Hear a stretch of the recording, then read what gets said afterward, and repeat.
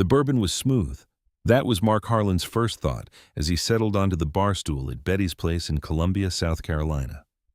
He turned the glass slowly in his big hand, watching the amber liquid catch the warm light above the bar, and he smiled to himself, a quiet smile, the kind a man allows himself when something finally goes right. It had been a long time since something finally went right. Betty's place sat on the corner of Main and Gervais and had been there longer than most people could remember. The bar itself was dark polished mahogany, worn smooth by decades of elbows and conversation. Old photographs lined the walls, civil rights marches, neighborhood celebrations, faces that had since grown old or passed on. The place smelled like oak and fried catfish and something that wasn't quite perfume and wasn't quite memory, but was somewhere between the two. It was the kind of bar that made you feel like you belonged the moment you walked through the door. Mark belonged here more than most.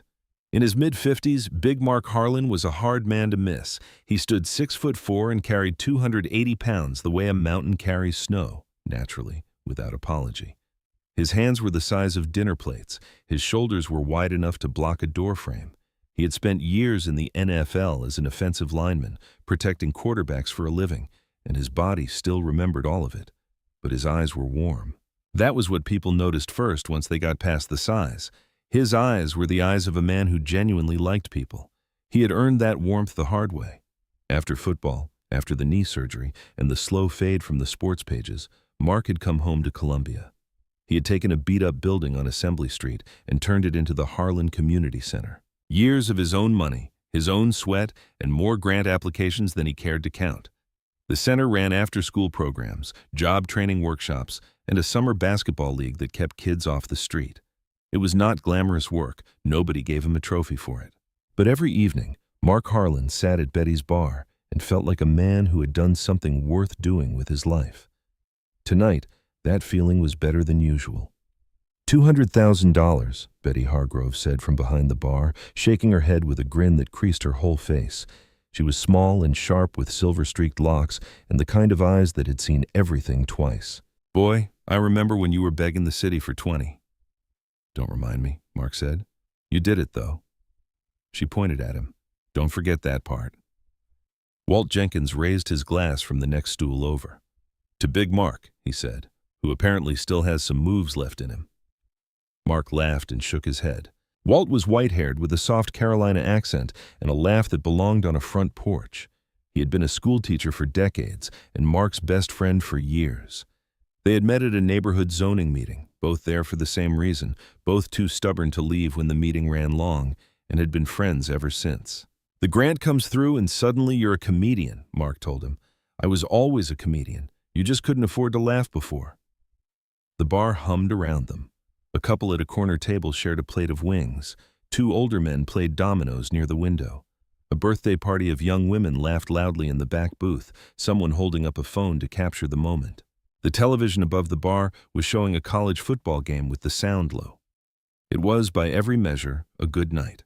Mark was midway through a sentence about the new youth mentorship program he was planning when the front door opened. The noise that came in with the cold air was different from the noise already inside, louder, looser, the kind of noise that announces itself before it has a reason to. 3 men walked in. The 2 in back were younger, still in the kind of shape the police department required. But it was the man in front who owned the room the moment he entered it, or believed he did, which amounted to the same thing. Detective Hank Riley. He was broad-shouldered and square-jawed with the kind of face that had probably been handsome once and now just looked hard. He was laughing at something one of the other men had said, and the laugh was too big for the room, too comfortable with itself. His eyes swept the bar the way a man sweeps a room when he expects to own it. Then those eyes found Mark, and they stopped. Riley did not move right away. He just stood there at the edge of the bar's warm light, that too big laugh dying on his face, and looked at Mark the way a man looks at something he has decided he does not like.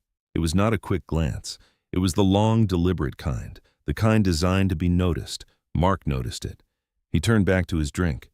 Riley and his 2 companions settled at the far end of the bar. Betty moved toward them with the practiced neutrality of a woman who had managed difficult people for decades.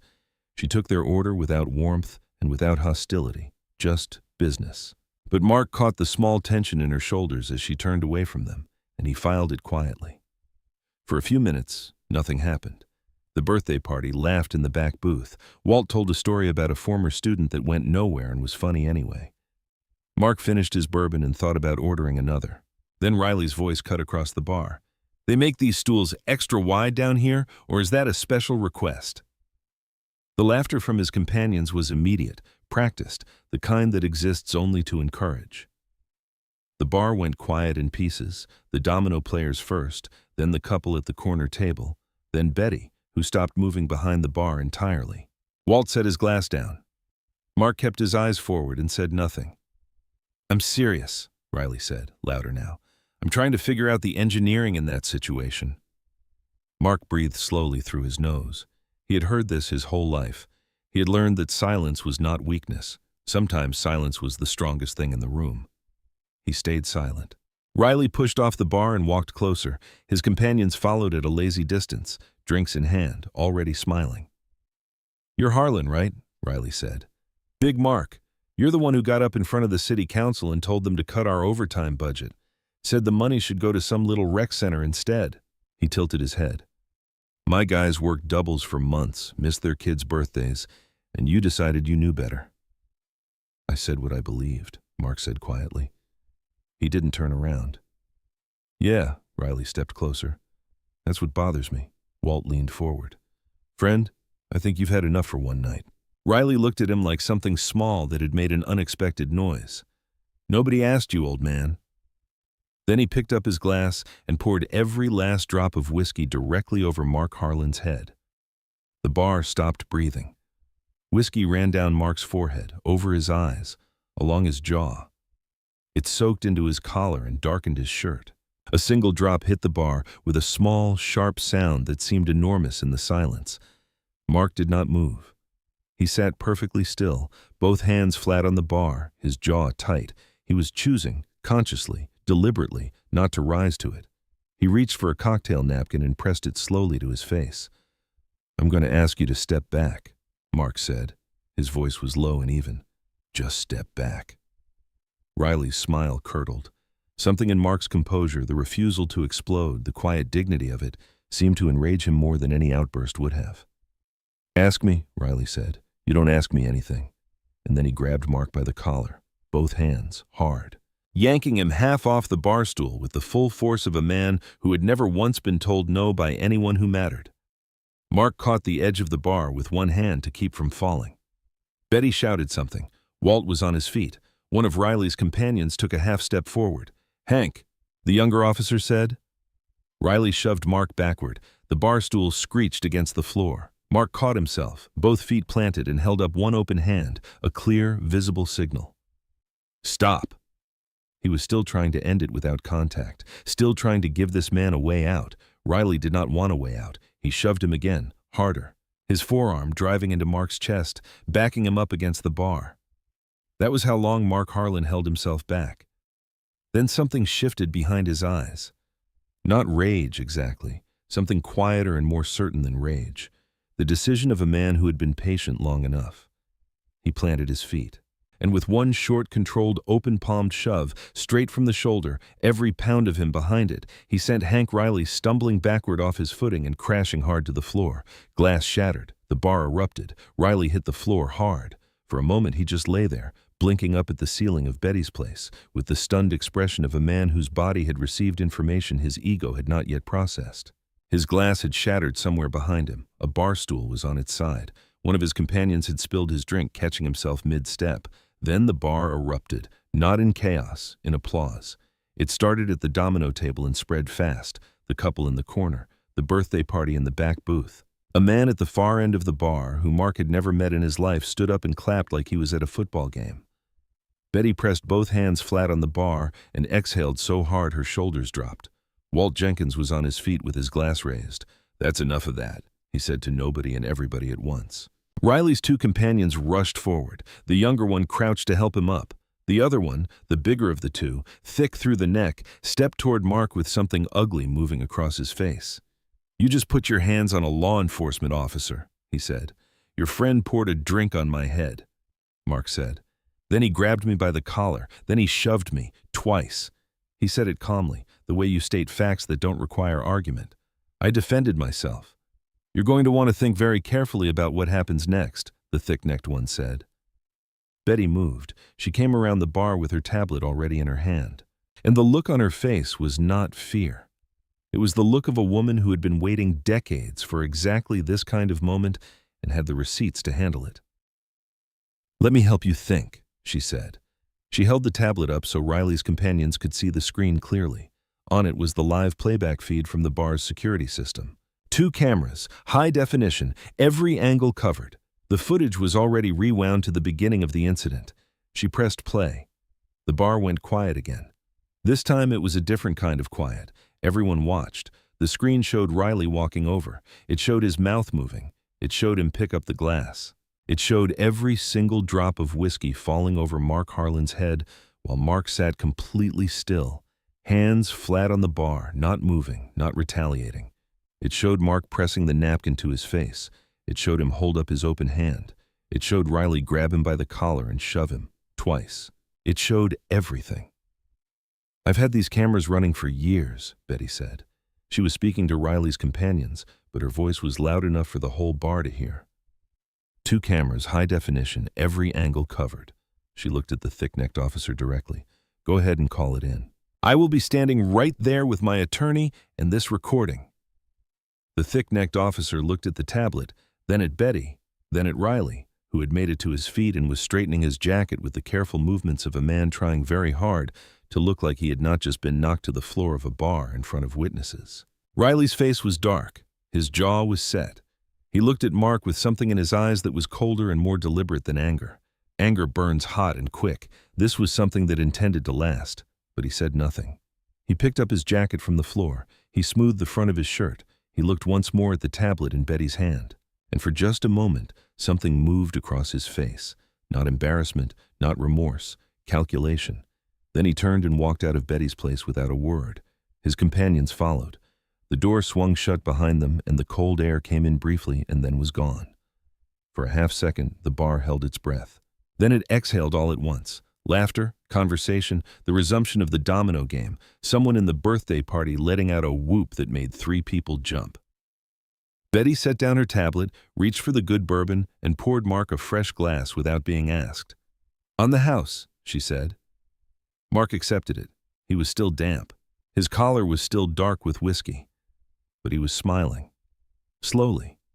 Then fully. The deep, rolling laugh of a man who had faced something ugly and watched it walk out the door on its own 2 feet. Walt sat back down and raised his glass. "Engineering problem solved," he said. Mark laughed and shook his head. It felt finished, clean, like a storm that had threatened all evening and then simply passed. Mark believed it was over. He had no way of knowing that Hank Riley was already on his phone before he reached the parking lot.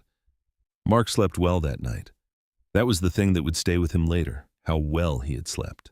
He had come home from Betty's place, changed out of his whiskey-soaked shirt, eaten a bowl of leftover red beans and rice standing over the kitchen sink, and gone to bed feeling lighter than he had in months. The grant was real. The community center was safe. Even the ugliness at the bar had resolved itself cleanly, the way ugliness sometimes does when the truth is sitting right there on a tablet screen for everyone to see. He slept like a man with nothing chasing him. His phone started buzzing. The first buzz he ignored. The second he rolled toward. By the third, he was sitting up in bed squinting at the screen. And when he saw Ryan's name, he felt something shift in his chest. The particular alarm a parent carries for their child, regardless of the child's age.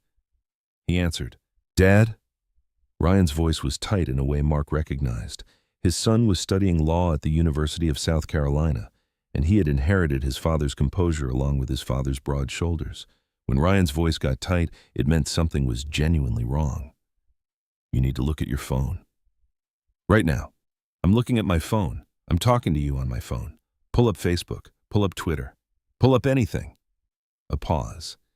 "They beat us to it, Dad." Mark put Ryan on speaker and opened Facebook. The Columbia Police Union statement was already everywhere. The language was careful and deliberate and made Mark's stomach turn. It described an unprovoked attack on a decorated law enforcement officer by a large, aggressive individual at a local establishment. It mentioned that the officer had been off duty, attending a private celebration. It used the word aggressive 3 times in 4 sentences. It did not mention a drink. It did not mention a collar. It did not mention 2 shoves. Then Mark saw the image. Someone had taken a still frame from Betty's security footage. He could tell by the angle, the timestamp stripped from the corner, and cropped it down to a single moment. Just one. Mark's open palm connecting with Riley's chest. Nothing before it, nothing after. Just a large black man with his hand on a white police officer, isolated from every single second of context that explained why. The image was already attached to the union statement. It was already spreading. Dad, Ryan again. It's not just local. Mark looked. 3 national conservative media websites had picked it up. The headlines were variations of the same thing. Ex-NFL player attacks decorated cop at Columbia bar. One of them had already generated comments. He scrolled 3 comments deep and stopped scrolling. He set the phone face down on the nightstand and sat on the edge of his bed in the gray morning light. His hands were resting on his knees. He looked at them, those big, familiar hands, and thought about how a single image could take something true and turn it into something that looked true in the opposite direction. That was the craft of it. That was what made it so effective. They had not lied exactly. The image was real. The moment had happened. They had just removed everything that gave it meaning. His phone began buzzing against the nightstand. Not calls, messages, notifications. The particular swarm that builds when something has found its audience. "You need to call your attorney," Ryan said. He had stayed on the line. "Today, Dad." "This morning." "Not Monday morning." "I know. And I'm coming up." "You don't need to. I'm already in the car." Mark picked the phone back up. He looked at the image one more time. Riley's people had moved fast, and they had moved smart. And somewhere under the anger that was building in his chest, Mark recognized, with the cool assessment of a man who had spent a decade reading defensive formations, that this had been the plan all along. The complaint at the bar had not been about humiliation. It had been about setup. The drink, the shove, the cropped image, the union statement. Hank Riley had walked out of Betty's place calculating every step of this. Mark stood up. He dressed slowly and deliberately, the way he always had before a game, not rushing, not panicking, thinking about what came next. Then he sat down at his kitchen table and dialed his attorney. Ryan was already on his way. The attorney's name was Ben Coleman. He was thin, with reading glasses he was always either putting on or taking off, and the kind of measured calm that came not from being unworried, but from having learned long ago that panic was expensive. He had been practicing law in Columbia for years. Mark had known him for years. Ben Coleman did not waste words, and he did not soften things he believed you needed to hear clearly. He did not soften this.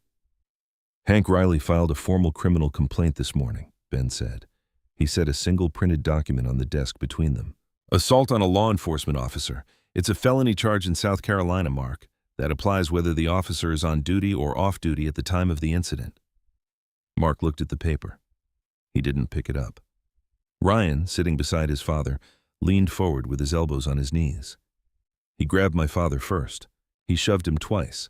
There's security footage that shows the entire—" "I know what the footage shows," Ben said. He took his glasses off. "The problem is, who is going to be standing between that footage and a courtroom?" He folded his hands on the desk. "The officer assigned to lead the investigation into your father's case is a man named Detective Phil Dawson. Phil Dawson and Hank Riley came up through the department together. They've been friends for years." He paused to let that settle. "And the assistant district attorney who will decide whether to formally pursue these charges is a man named Greg Fallon." Mark looked up. "I don't know that name." "You wouldn't. But you know his brother-in-law." Ben put his glasses back on. "Hank Riley." The room was very quiet. Ryan sat back slowly in his chair. Mark looked at the document on the desk again, really looked at it this time, and felt the full weight of what was happening arrange itself in front of him with ugly clarity. This was not a complaint filed in anger. This was a structure. Riley at the center, a friendly investigator on one side, a family member at the DA's office on the other. It had been constructed piece by someone who had done this kind of thing before. "What about the footage?" Mark asked. "Betty has everything on camera. The whole incident from the beginning." "Betty's footage is currently our strongest asset," Ben said carefully. "But Riley's attorney has already contacted me this morning, informally. He suggested, and I want you to hear this word, he suggested there may be grounds to challenge the admissibility of that recording." He held up a hand before either of them could speak. "I'm not saying they will succeed. I'm saying they intend to try.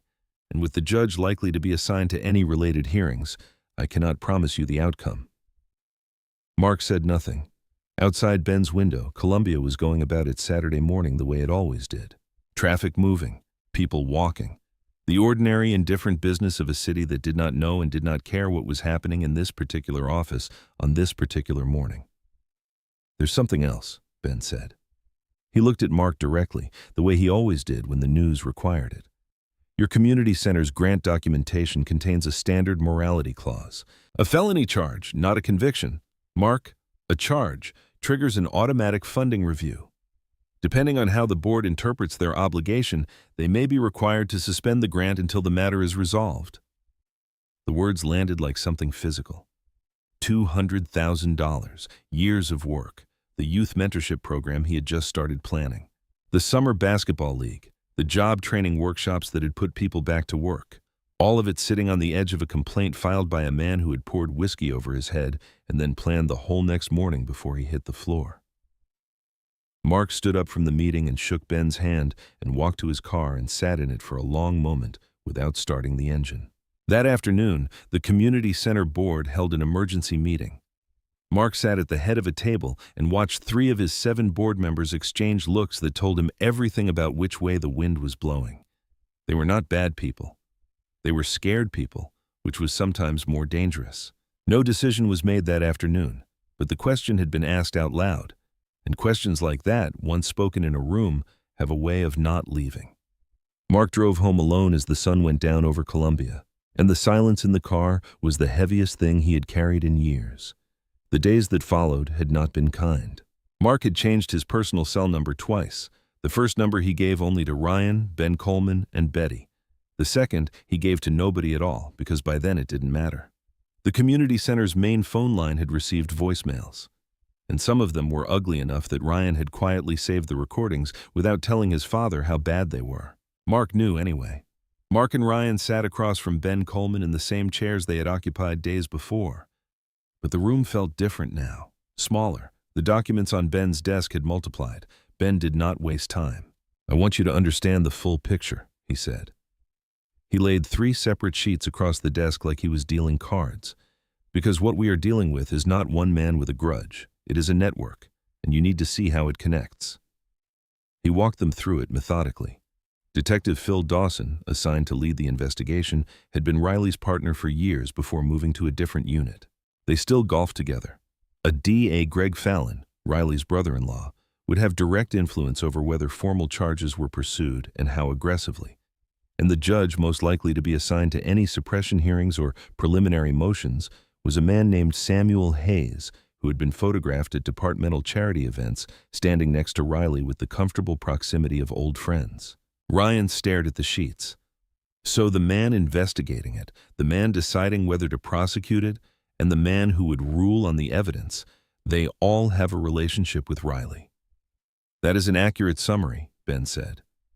"That's not a justice system," Ryan said. "That's a circle." Ben looked at him over his glasses. "Welcome to Columbia, son." Mark had been quiet through all of it. He was looking at the papers on the desk, but his eyes had the distant focus of a man running calculations in his head. He had spent years in professional football studying systems, how they were built, where they were strong, where the gaps were. What Ben was describing was a system, tight, layered, and designed specifically to protect one of its own. "How many times has he done this?" Mark asked. Ben paused. "Done what specifically?"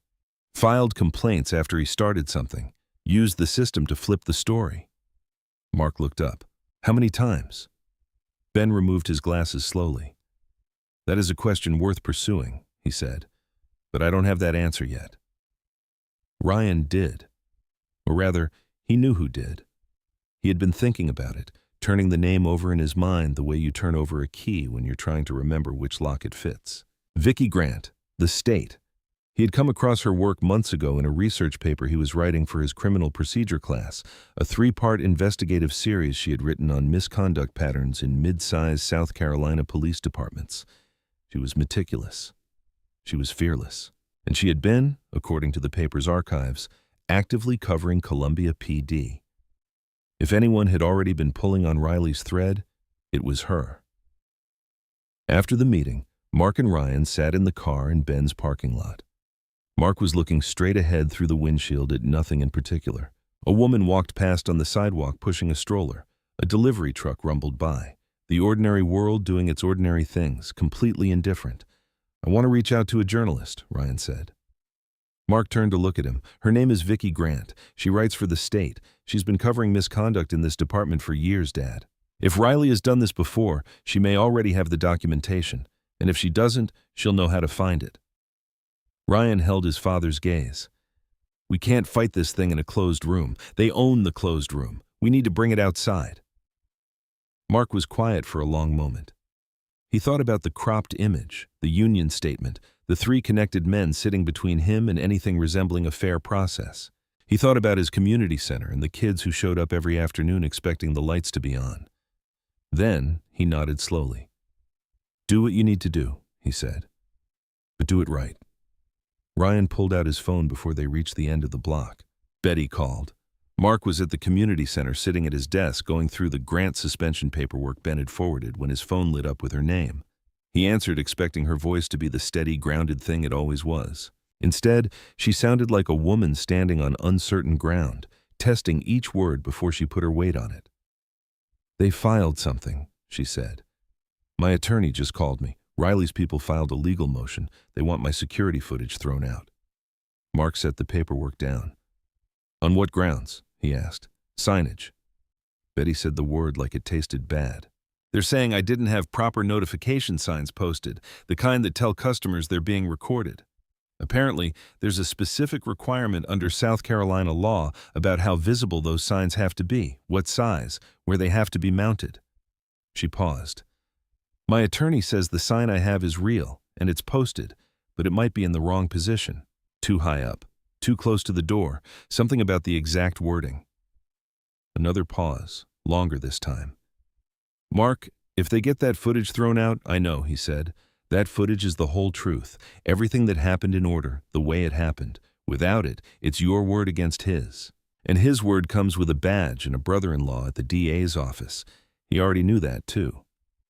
What made it worse, what made Mark's jaw tighten as he sat in his office surrounded by photographs of children he had coached and mentored for years, was the precision of it.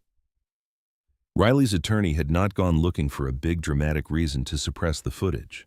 He had gone looking for a small, technical, bureaucratic one, a sign in the wrong position, a font that was 2 points too small, the kind of paperwork violation that had nothing to do with truth or justice or what actually happened in that bar, but that a sympathetic judge could use as a perfectly legal tool to erase the one piece of evidence that told the whole story.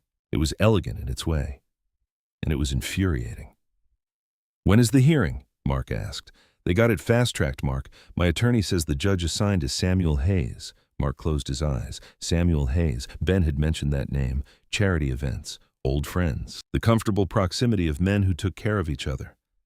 "I'm going to fight it," Betty said. "My attorney is already pulling photographs of the sign from every angle.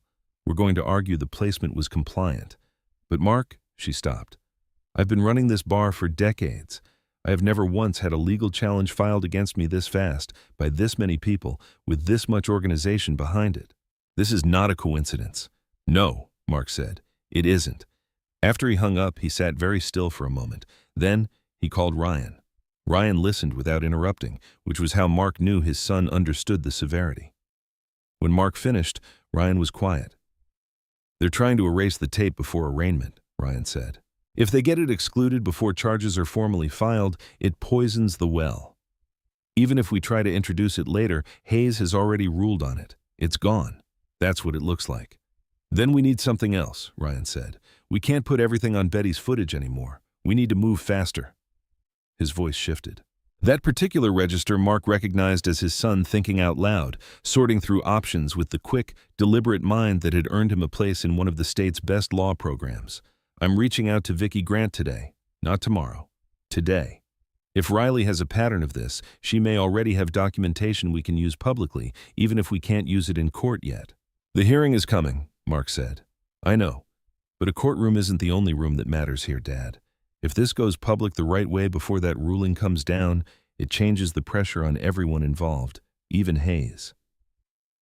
Mark looked up at the wall of his office, a photograph of the basketball league, kids in matching jerseys squinting into the sun. He had hung that photo himself with a level and a pencil mark, the way his own father had taught him to hang things, straight, careful, built to last. "Make the call," Mark said. Ryan was already dialing. Vicky Grant was not what Mark had pictured. He had imagined someone loud, maybe, someone who carried their ambition visibly, the way some journalists did, like a press badge worn on the outside of their personality. Instead, the woman who walked into the coffee shop on Main Street was compact and quiet, with quick, observant eyes and the unhurried manner of someone who had learned that the most important information rarely announces itself. She shook Mark's hand first, then Ryan's. She set a worn leather notebook on the table beside her coffee and did not open it immediately. "Tell me about Hank Riley," she said. So they did. 2 blocks away in the Columbia courthouse, Betty Hargrove sat beside her attorney while Samuel Hayes presided over the suppression hearing with the practiced efficiency of a man who had already decided his conclusion and was moving through the procedural requirements to get there. Betty had described the hearing to Mark in a text. Hayes barely looked at our photographs, kept checking his watch. The ruling would come later. For now, the footage existed in legal suspension, neither safe nor gone. While the world outside the courthouse moved at its own speed, Ryan laid everything out for Vicky in sequence.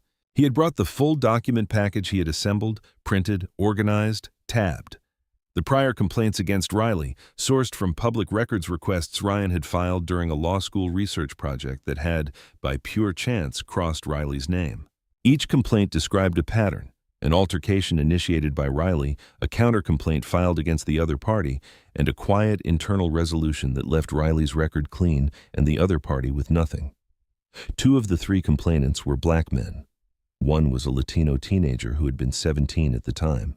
Vicky read without interrupting. She turned pages slowly, and her pen moved in small, precise marks in the margin of her notebook. Then Ryan placed Walt's written account on top of the stack: the visit, the 2 detectives, the estate, the careful, threatening politeness of men who understood that a threat does not require a raised voice to land. Vicky looked up from that one. "He wrote this himself?" she asked. "The same night," Ryan said, "while it was fresh." She looked at it again.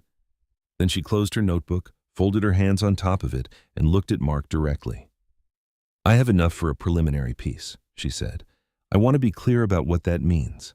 It will document the prior complaints, the connections between Riley and the investigating officer and the ADA, and the witness contact. I will not print anything I cannot source." She paused. "But what I can source is significant, and I want to run it today." "Today?" Ryan said. "The suppression hearing is happening right now. Your arraignment is scheduled for next week. If this story runs before that ruling comes down, it changes the environment. It changes what it costs people to keep moving in the direction they've been moving." She looked at Mark. "I've been watching this department for years. Riley's name has come up before. I just never had a case public enough to build around." She was quiet for a moment. "I'm sorry it had to be yours." Mark nodded once. "Run it," he said. The piece went live on the state's website that afternoon. By evening, it had been shared many times. By nightfall, it had been picked up by 2 national news networks. A crowd of people had gathered outside Columbia PD headquarters with handmade signs, and that number had more than doubled. The DA's office released a statement. They were reviewing all elements of the Mark Harlan case in light of newly surfaced information. Mark's phone rang. It was a member of the Grant Board, not a cold official voice this time, but the personal cell of a board member he had known for a decade. The man said they were standing by, that they were not pulling funding while the facts remained publicly contested, that they believed in Mark and in the work the center did. Mark thanked him and hung up. He was sitting at his kitchen table. Ryan was across from him, laptop open, watching the story spread across the internet in real time. The house was quiet, except for the sound of the television in the other room, where the Columbia PD headquarters was visible on the local news, the crowd outside it growing. Mark exhaled slowly, a long, full breath, the kind he had not allowed himself in days. He looked at his son. "Maybe," he said carefully, "it turns out okay." Ryan looked up from the screen and almost smiled. Almost. The days that followed felt like a held breath. After the article, after the protests outside the precinct, after the DA's statement and the board member's call and Ryan's quiet, almost smile across the kitchen table, Mark had spent the time in a state of cautious stillness. Not hope, exactly, something more careful than hope. The feeling of a man watching a dangerous thing from a safe distance, not yet certain it couldn't reach him. Monday morning answered that question. Ben Coleman called. Mark was already up, already dressed, already at the kitchen table with his coffee. He answered on the first ring. "Judge Hayes ruled," Ben said. "I wanted to wait until I had the full written order before I called you." A pause that carried its full weight. "The footage is inadmissible. The signage violation held." Mark set his coffee mug down carefully. "Betty's sign was too high on the wall," Ben continued. "That was the finding." His voice carried something underneath the professional calm, a quiet, contained outrage that a man of his experience and discipline would never let fully surface. The motion was granted. The footage cannot be introduced as evidence in any criminal proceeding. Mark said nothing. Outside his kitchen window, Columbia was a gray morning. Clouds low, air cold, a garbage truck moving slowly down his street with the patient indifference of machinery. "There's more," Ben said. There always was. The DA's office had made its decision. With Riley's brother-in-law, Greg Fallon, still in place, still operating without recusal, the office was moving forward with the felony assault charge. Mark was to present himself for formal processing that afternoon. Arraignment was scheduled. Mark processed himself. It took minutes. He sat in a plastic chair and answered questions in a flat, level voice and did not allow his face to show what was happening behind it. They took his photograph standing, facing forward, the small height marker on the wall behind him. The flash was brief and impersonal. By evening, that photograph was on every local television news broadcast in Columbia. Ex-NFL player arraigned on felony assault charge following altercation with law enforcement officer. Ryan watched it from the community center where he had been working with Mark all afternoon. He turned the television off before Mark could see it. Mark had already seen it on his phone. The grant board called. It was not the same voice. This was the board's official chairwoman, and her voice had the formal, reluctant quality of someone reading from language that had been reviewed by an attorney before it was spoken aloud. The morality clause had been triggered by the formal charge. Effective immediately, the $200,000 grant was suspended pending resolution of the criminal case. The community center was required to cease 2 of its 3 active youth programs. Mark thanked her. He used those exact words. "Thank you," and hung up. He sat at his desk in his office and did not move for a while.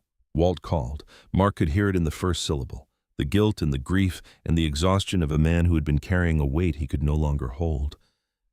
"I can't do it, Mark." Walt's voice was barely above a whisper. "I want to. God knows I want to. But I'm an old man and I'm alone in this house, and I don't have the fight in me that you have. I never did." A long pause filled with the sound of an old man trying to hold himself together. "I'm sorry. I'm so sorry." Mark told him it was okay. He told him he understood. He meant both things, and he also felt something crack quietly in his chest as he said them. Hank Riley appeared on the evening news. He was standing outside Columbia PD headquarters in a pressed shirt, accepting his departmental commendation from the deputy chief. He shook hands. He smiled for the camera. That same confident, unbothered smile of a man for whom the system had never once failed to perform exactly as expected.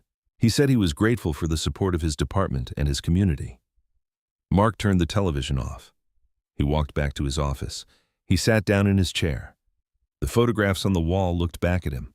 Children in basketball jerseys, teenagers holding certificates, a community built year by year from nothing. He looked at them for a long time. Then he put his head in his hands. The room was very dark and very quiet. Ryan was on his father's porch before sunrise. Mark heard the car first, the familiar engine, the specific sound of his son's door closing with the firm, purposeful click of someone who had somewhere to be. He was already awake. He had not slept much. He had lain in the dark for most of the night, staring at the ceiling with the particular wakefulness of a man whose mind refuses to stop working even when his body has nothing left. He had the front door open before Ryan reached the steps. His son looked like he hadn't slept either. He was still in yesterday's clothes, a legal pad tucked under one arm and his phone in his hand. And there was something in his eyes that Mark recognized, not desperation, not panic, but the focused intensity of a person who has spent all night turning a problem over and over until they found the angle that hadn't been tried yet. "I need to go back to the bar," Ryan said, "and I need you to stay here." Mark looked at him. "What are you looking for?" "Something Riley forgot about," Ryan said. "Something nobody thought to ask about." He held the doorframe with one hand. "Dad, Betty's footage got thrown out because it belonged to the establishment.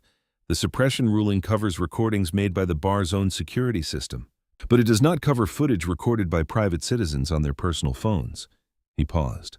"That night, there were other people in that bar, and some of them had their phones out." Mark was quiet for a moment. He thought back to that evening. The birthday party in the back corner booth. He had registered them peripherally. The way you register background noise in a familiar space, a group of young women laughing, someone holding a phone up to capture the celebration. He had noticed them the way you notice a song playing in another room. They had been there. They had been recording. And they had been gone before the police arrived or the gravity of the situation announced itself. "Go," Mark said. Betty's place didn't open until later, but Betty was always there early. She opened the door for Ryan in her apron with a dish towel over one shoulder, and when he explained what he was looking for, she sat down at the bar and thought about it with the careful seriousness of someone who understood exactly what was at stake. "The birthday party," she said slowly. "Yes, corner booth. 8 women, maybe 9, young." Betty folded the dish towel in her hands, thinking. "They had a reservation. I remember because they called ahead for the booth specifically. They wanted the big corner one." She was quiet for a moment. "Several of them had their phones out all evening. I remember thinking they were filming the whole night. Birthday content." She looked at Ryan. "They left before everything happened with the police coming, before I even realized I should be getting people's information." "Do you have any record of the reservation?" Ryan asked. "A name? A phone number? A credit card on the tab?" Betty moved behind the bar and opened reservations book, a physical ledger, handwritten, which she had kept by personal preference for as long as the bar had been open. She ran her finger down the page for that evening. "Chandler," she said. She turned the book toward Ryan. "Party of 8. Reservation under Chandler." Ryan wrote it on his legal pad and underlined it twice. He drove home and sat at the kitchen table with his laptop open and his legal pad beside him and began to search with everything he had. The date, the location, Betty's Place, Columbia. The name, Chandler. He worked through Facebook first, searching event check-ins and tagged posts, then Twitter, then Instagram, which had become the natural home of birthday documentation. The stories, the group shots, the small captured moments of celebration that people posted without any awareness of what else their cameras might have caught. He searched. He almost missed it. It was a post, a countdown. "Birthday week starts now. Tagged in Columbia, South Carolina. The account belonged to a woman named Jessica Chandler. 29 years old," her bio said. "Columbia, SC." Ryan scrolled her profile with the focused care of a man diffusing something. And there, the last post before the night of the incident. A photograph. 6 women crowded into a corner booth laughing, glasses raised. The location tag clear and specific. Betty's Place. Ryan sat back in his chair and looked at the screen for a long moment. Then he picked up his phone. The message Ryan sent was careful. He had written it before he sent it, sitting at his kitchen table with the early morning light coming through the window, choosing each word the way you choose footing on uncertain ground. He introduced himself by name. He explained who his father was. He described, plainly and without drama, what had happened at Betty's Place that evening and what had happened in the days since. He told Jessica Chandler that he believed she might have been there that night, and that if she had recorded anything at all, it might be the only thing standing between his father and a felony conviction for defending himself. He read it one final time. Then he sent it and set the phone face down on the table and made himself eat breakfast. The phone buzzed minutes later. "I remember that night. I had no idea any of that happened. Call me." Ryan called. Jessica Chandler's voice was clear and direct with the particular alertness of someone who had just read something that rearranged their understanding of an evening they thought they already knew. She told him she and 7 friends had been celebrating her friend Carly's birthday. They had reserved the corner booth specifically because it fit the whole group. She remembered the bar being warm and loud and good. She remembered the commotion near the front, A crash, raised voices, applause, and assuming it was just bar energy, the kind of random noise that happens on evenings. She and her group had gathered their things shortly after and moved on to another spot. She had not connected it to anything significant. She had not known there was anything to connect. That night, Ryan said carefully, were you recording on your phone? A pause. I record everything, she said. Carly's birthday. I was getting it all. The toasts, the group moments. I had my phone out pretty much the whole time we were there. Another pause, shorter. The story expired off my Instagram the next morning. I didn't post most of it publicly, but I save everything to my camera roll before it disappears. Ryan's grip on the phone tightened.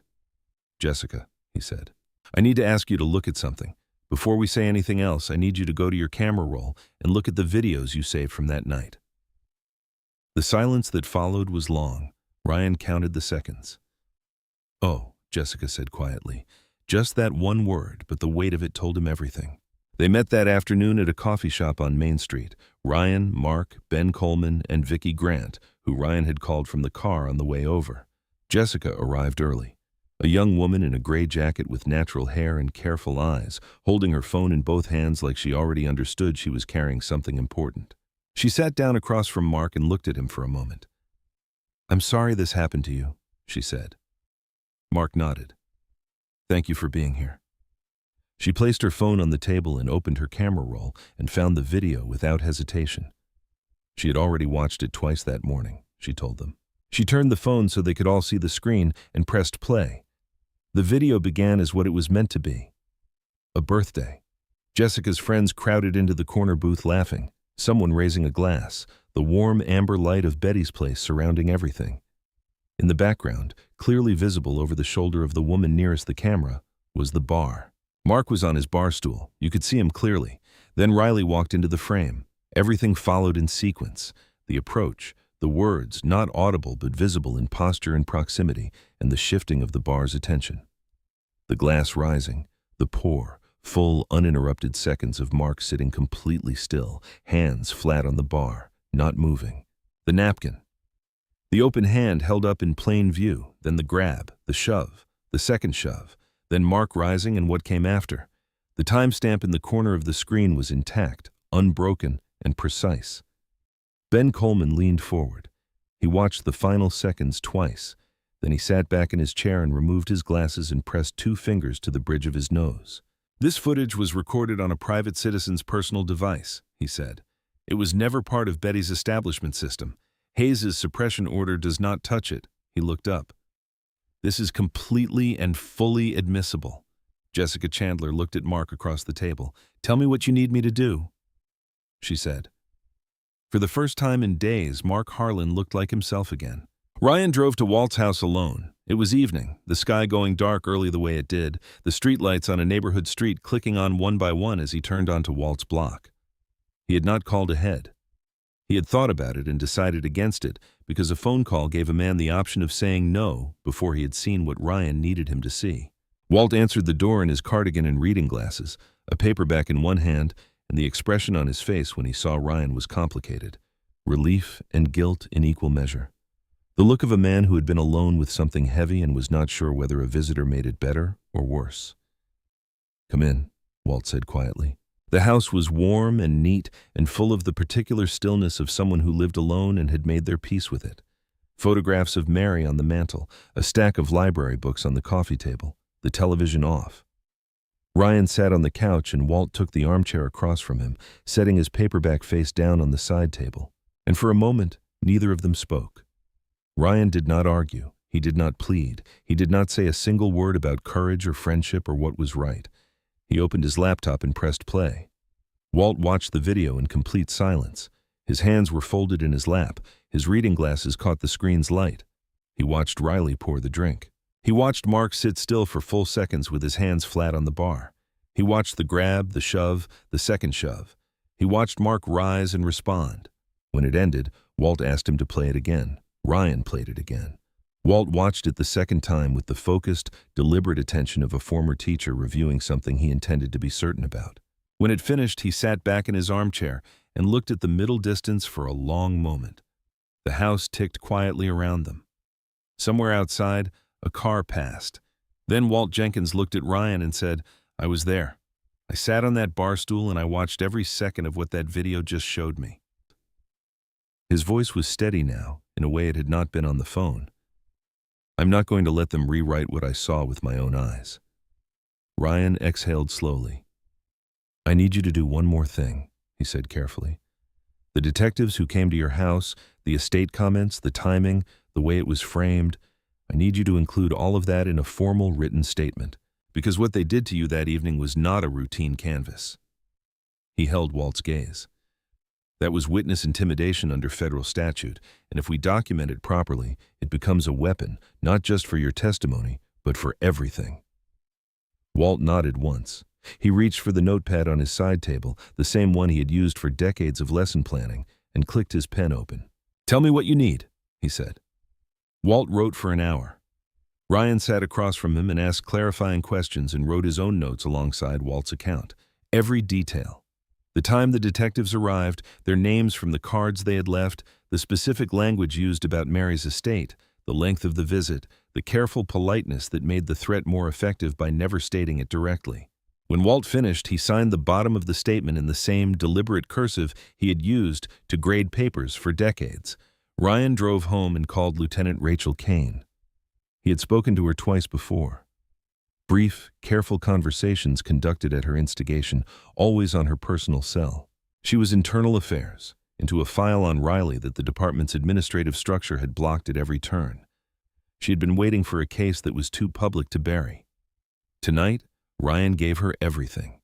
Jessica's footage, Walt's formal statement, the documented timeline of the suppression motion, and the names of the two detectives who had sat in Walt's living room and mentioned a dead woman's estate. Kane listened without interrupting. When Ryan finished, she said, "I'm filing tonight. Columbia PD and the FBI Civil Rights Division simultaneously. The federal filing takes the case out of local hands immediately." She filed. By morning, Greg Fallon, Riley's brother-in-law, the ADA who had been steering the prosecution, had recused himself from Mark's case without a public statement. His name quietly removed from the court filing before most of Columbia had finished their first cup of coffee. In Washington, Congressman Robert Booth watched the developments scroll across his phone's newsfeed and reached for his desk phone. His press secretary answered on the second ring. Mark dressed carefully that morning. He stood at his closet in the gray pre-dawn quiet and chose a navy suit he had bought for his son's law school orientation. The one Ryan had told him made him look like someone who had already won. He knotted his tie twice until it sat exactly right. He polished his shoes at the kitchen table with the methodical patience of a man who understood that how you carried yourself into a room was its own kind of statement. Ryan arrived early. He looked at his father in the doorway and said nothing for a moment. Then he said, "Let's go." They drove to the courthouse mostly in silence. The radio stayed off. Columbia moved past the windows in the early morning light. Gas stations opening, school buses pulling out, the ordinary machinery of a morning running its course without any awareness of what it contained. Then Ryan turned onto the street and Mark saw them. People. They lined both sides of the courthouse steps and spilled onto the sidewalk and into the street. Some held signs, some held nothing but themselves, standing shoulder to shoulder in the cold morning air. Neighbors, parents, former players Mark had coached in youth leagues years ago, teachers from the schools his center partnered with, strangers who had read Vicki Grant's article and driven in from other cities because something in them required being present for this. Walt Jenkins was near the front steps, his coat collar turned up, his chin raised. Mark looked at the crowd through the windshield for a long moment. "Dad?" Ryan's voice was quiet. "I see it," Mark said. He got out of the car. The crowd saw him before he had taken 3 steps. A sound moved through them. Not a cheer, not yet. Something more like a collective exhale, the sound of people releasing something they had been holding. Someone started clapping. It spread fast. Mark walked through it with his head up, acknowledging faces as passed, touching a shoulder here, moving toward the courthouse doors with the measured dignity of a man who had dressed for exactly this moment. Inside, the courtroom was already full. Mark sat beside Ben Coleman at the defense table. The prosecution table, usually occupied by Greg Fallon, held a woman Mark did not recognize, the newly assigned DA brought in after Fallon's recusal. Her name was Angela Marsh, and she had been handed this case with a full evidence package, a federal inquiry active in parallel, and Jessica Chandler's footage already submitted to the court record by Ben Coleman the previous afternoon. She had reviewed it the same night she received it. Judge Samuel Hayes was not presiding. Hayes had been quietly reassigned the evening before. The federal civil rights filing had cast sufficient shadow over his prior rulings in related motions to make his continued involvement untenable. The judge who entered the courtroom that morning was a woman Mark had never seen before. She moved efficiently, without ceremony, and called the proceeding to order with the brisk authority of someone with a full docket and no interest in theater. Angela Marsh stood before the opening statements could begin. "Your Honor," she said, "the state moves to dismiss all charges against Mark Harlan with prejudice." The courtroom went very still. The state has reviewed newly submitted video evidence from an independent corroborated by a signed eyewitness statement that establishes clearly and unambiguously that Mr. Harlan acted in self-defense following physical aggression initiated by the complaining party. She set the document on the bench. The state finds no basis on which to proceed. The judge reviewed the motion. "Motion granted," she said. "All charges against Mark Harlan are hereby dismissed with prejudice. Mr. Harlan, you are free to go." 4 words. "You are free to go." Mark sat completely still for exactly 1 breath. Ben put a hand on his arm. Then Mark stood, buttoned his jacket, and walked out of that courtroom with his head exactly as high as it had been when he walked in. Ryan was waiting at the bottom of the courthouse steps. He had come outside to be there for this specific moment, and when Mark pushed through the doors into the sunlight, the crowd erupted, fully, completely. The sound of people releasing everything they had been carrying. Mark walked down the steps and his son met him at the bottom, and they held each other the way fathers and sons hold each other when something almost took one of them and didn't. The cameras caught all of it. Then, at the edge of the crowd, Lieutenant Rachel Kane appeared. Beside her stood 2 federal officers in dark jackets. Between them, having arrived at the courthouse expecting to watch Mark arraigned, stood Hank Riley. Kane met Mark's eyes across the crowd. She gave him one small nod. Then she turned to Riley and the cuffs went on. The crowd saw it happen. The silence lasted exactly 1 second. Then they roared.